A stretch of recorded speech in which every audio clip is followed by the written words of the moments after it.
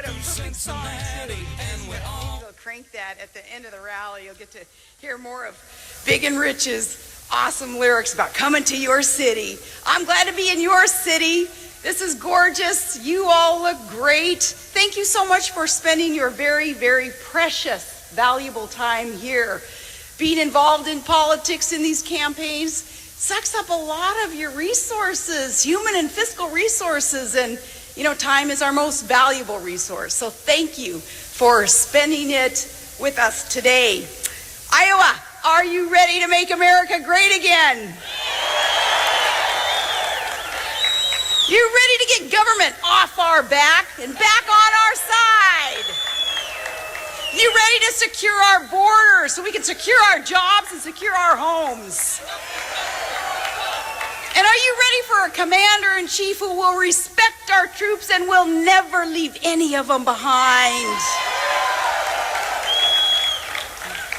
You ready for peace through strength and that Reagan-esque posture that would tell any enemy, we're America, so we win, you lose?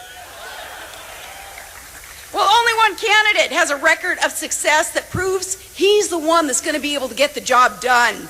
The one common sense conservative that really is in a perfect position to tell the Washington good old boys, hey, the status quo is gonna go because the American people are taking our country back. You know, and that's why both political establishments, both sides of the aisle, that's why they are in such a panic, because they recognize that it is our candidate who will do exactly that. And, you know, when both parties, the machines involved, when both of them hate you, then you know America loves you, and we do love he who will be next President of the United States of America, Donald J. Trump.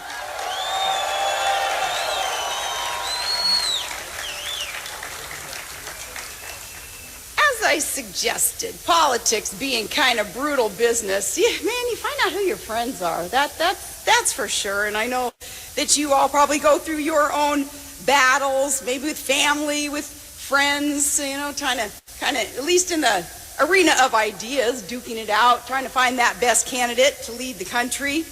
Let me give you an example of some of the, I don't know, little tiny bit of brutality. In the grand scheme of things, really, it's not that big of a deal, but you guys will appreciate it because you're from Iowa. We got your good old representative, Steve King, friend of mine. I thought. Well, here I see that just a bit ago, somebody's showing me a story, he's accusing me on MSNBC, first MSNBC, really? I know, MSNBC, of selling my support to Mr. Trump. And this is why, when you read things like this is why people don't really like politics. They know that it's dirty business because people will say things that they know are untrue. But why would a good conservative guy like Steve King from the heartland of America want to say something that he knows isn't true? That just doesn't sound like the heartland of America. Maybe he's forgotten some of his heart in the heartland. He got a touch of that Potomac fever there in D.C. Maybe he's been hanging out in a cornfield too long, huffing ethanol or something, because his accusations here are way off base, and I do want to address it because, hey, I'm not the only one learning from Donald Trump that you stand up for what is right. You stand up for yourself, your family, your community, and especially your country. When somebody says something that isn't accurate, it's not true. No, you don't kowtow and get down in a fetal position and let them clobber you. Heck, we've got a commander-in-chief today who's doing that. The rest of us don't need to do that. Let's lead the charge, teach our president how to fight back. So listen up, Steve King. Yeah, I guess I do have to confess, though, a little tiny bit, that I'm busted. You're right. Yes. Mr. Trump did make me a promise, and I will be better off when it's fulfilled, and I do believe that my kids, they're going to be more secure too. So that is why I'm here today. I'm collecting on the promise.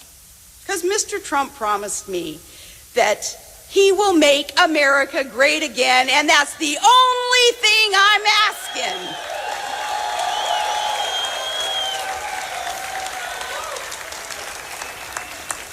some of these Republicans, and I'm proud to stand on the planks of the Republican platform. We're right, we are right, and really adhering to them and building upon those planks, America will be made great again. But these Republicans, doggone it, when I look at them trying to beat up Mr. Trump and claiming that he's not conservative enough, and I'm thinking, what's their definition of conservatism?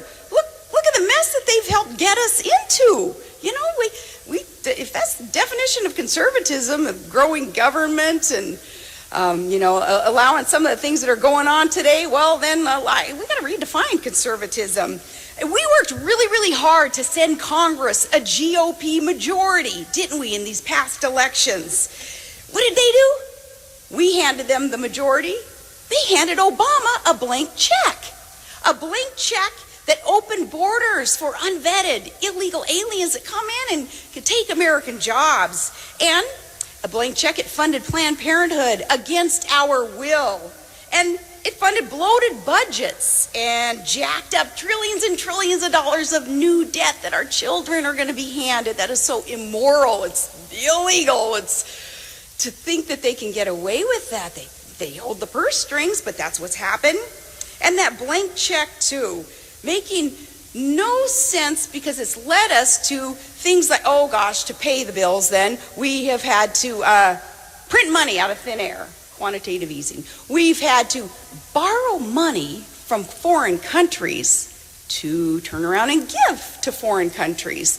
That's not a whole lot of common sense. I think common sense is an endangered species in D.C., and that's why we need to make these changes. No. That blank check, too, what it did for crony capitalists, it paid for perks. But really, the only thing that they paid, lately especially, is lip service.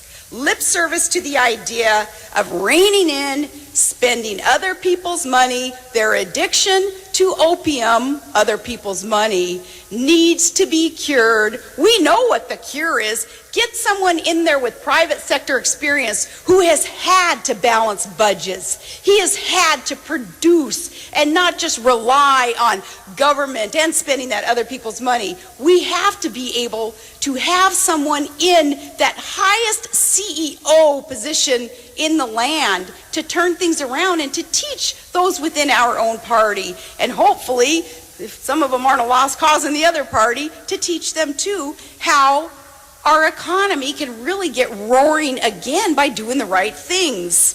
No, it's been a lot of talk instead of do. And that's what we hire them to do, is fulfill their campaign promises and rein in this bloated government. Well, Trump's campaign is beautiful because it's exposed all this. And he's exposed it because he's a doer. And Donald Trump, he builds things, big things. You have to ask yourself, what have his opponents ever built? Big vocabularies, big debt, no, big war chests again, being able to spend other people's money. And that is the problem, that we have had no leadership in D.C. to stop the D.C. insanity. So Iowa, are you ready to fix the problem? You are going to be leading the nation tonight. It's you, and the eyes of America are upon you. You'll lead the nation in this. You know why Barack Obama really trashed our Constitution and just ran roughshod right on over Congress and rammed those executive orders down our throat? You know why he did that? Because he could. He knew that he could.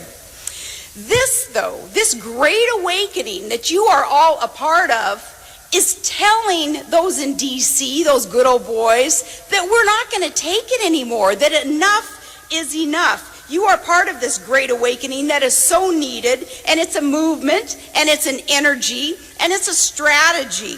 It's a strategy where we know that it's now or never to make America great again. That's how important this election is. It is now or never.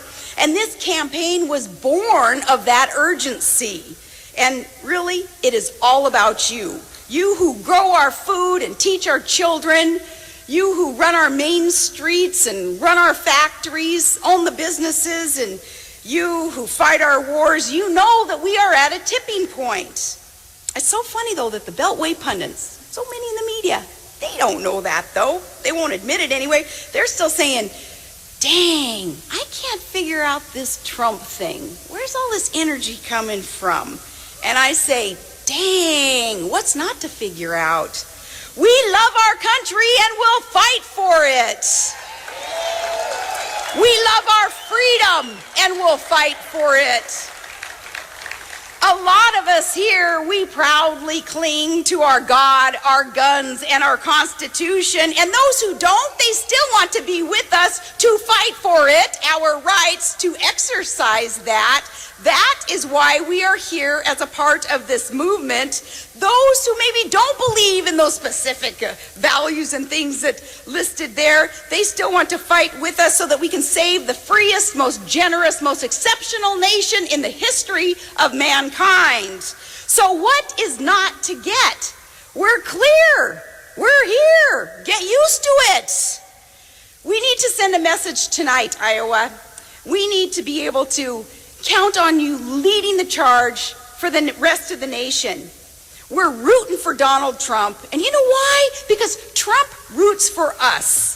He has worked so hard and he has seized opportunity to earn his success. And he wants that great success for the rest of us too. And he's using it to help his fellow man.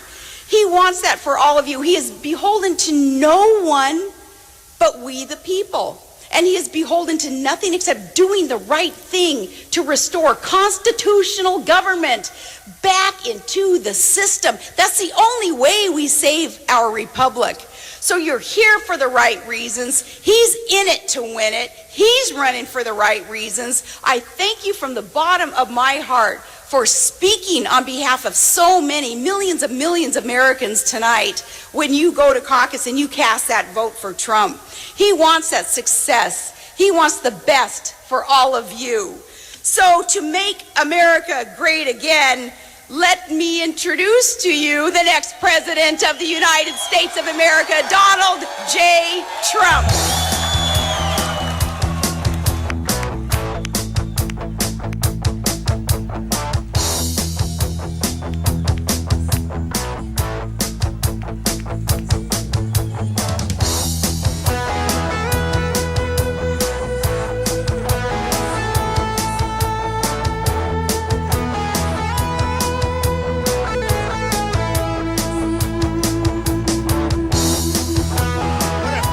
What a great, look at this.